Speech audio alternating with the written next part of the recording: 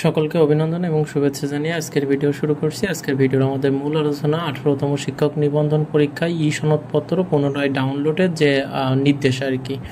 অর্থাৎ আপনারা যারা 18তম নিবন্ধনে অংশগ্রহণ করেছিলেন এবং আপনারা যারা চূড়ান্তভাবে 18তম নিবন্ধনে উত্তীর্ণ হয়েছিলেন এবং অনেকে হচ্ছে সার্টিফিকেট সংশোধন করার জন্য আবেদন করেছিলেন, আবার হচ্ছে অনেকে সার্টিফিকেট হচ্ছে আপনারা সংরক্ষণ করে রাখতে পারেননি। এখন এই বিষয়ে পুনরায় আবার যে সনদপত্র সনদপত্র সেটা ডাউনলোডের বিষয়ে বলা হয়েছে। আমরা একটু দেখে আসি কি বলা হয়েছে। তো অষ্টাদশ শিক্ষক নিবন্ধন পরীক্ষা 2023-এ চূড়ান্তভাবে উত্তীর্ণ প্রার্থীদের জন্য ডুপ্লিকেট বা সংশোধিত সনদপত্র ডাউনলোড সংক্রান্ত নির্দেশে জারি করেছে বেসরকারি শিক্ষা প্রতিষ্ঠান শিক্ষক নিবন্ধন ও প্রত্যয়ন কর্তৃপক্ষ NTRCA। আজ মঙ্গলবার 12ই আগস্ট অর্থাৎ আজকে মঙ্গলবারে এক বিজ্ঞপ্তির মাধ্যমে জানানো হয়েছে যেসব প্রার্থী প্রত্যয়নপত্র সংশোধন বা পুনরায় ডাউনলোডের জন্য আবেদন করেছেন তারা NTRCA ওয়েবসাইটে গিয়ে তা ডাউনলোড করে নিতে পারবেন।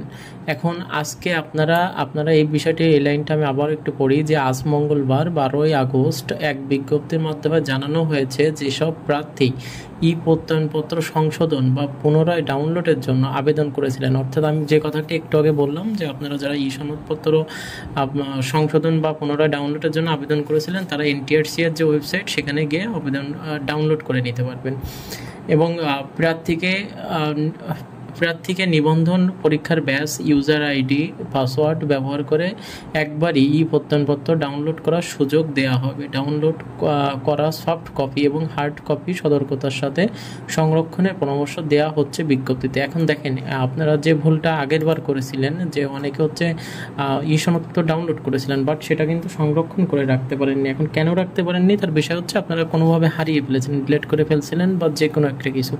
এখন আপনাদের কাছে আমি একটু অনুরোধ করব যে আপনারা অবশ্যই এই যে সনদপত্র ডাউনলোড করবেন সনদপত্র এটা অবশ্যই আপনারা আপনাদের গুগল ড্রাইভে বা যে কোনো একটি ফাইলে রেখে দেবেন এবং যে হার্ড কপি অর্থাৎ এটা একটি প্রিন্ট কপি বের করে নেবেন।